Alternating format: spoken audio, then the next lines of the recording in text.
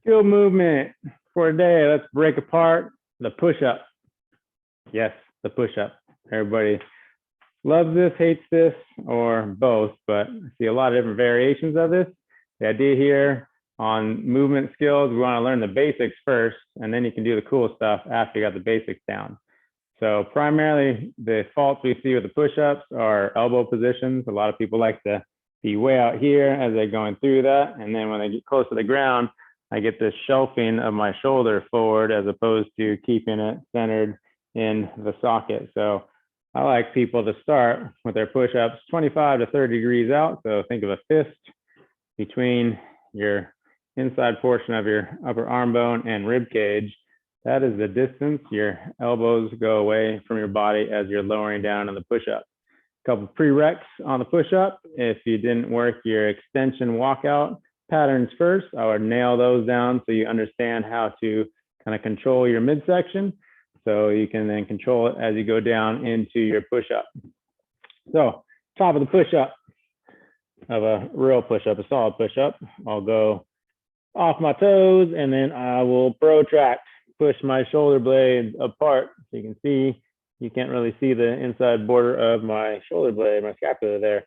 My hand directly below my shoulders, and I am grabbing the ground with my hands to create stability with my hands. And then I'm going to start lowering down, but notice as I lower down, my shoulders are going forward of my hands so my forearms can stay vertical. I come all the way down to the ground under control. Notice my shoulders aren't jacked forward.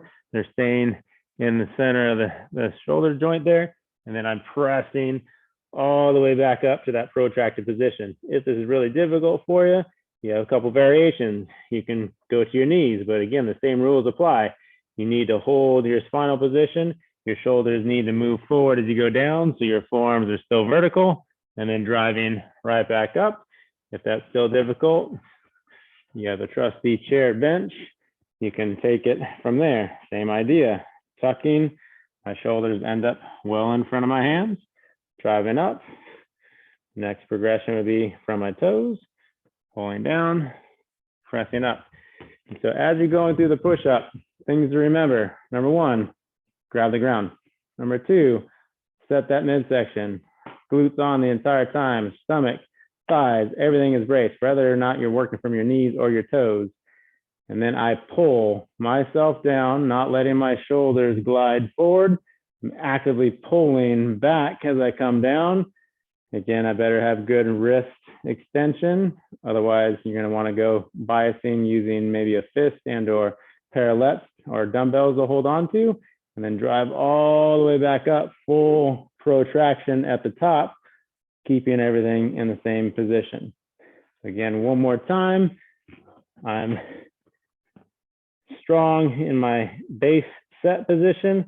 I pull 1, 2, 3, myself down, and then drive all the way back up, full press at the top, not breaking into that sag position or the notorious pike, which is like what people like to go into as they're trying to do the push-up, and then look at all the different kinematics that change from there on out. So nail that push-up first, and then we can build upon that basic skill fundamental and start doing all the fun variations off of that.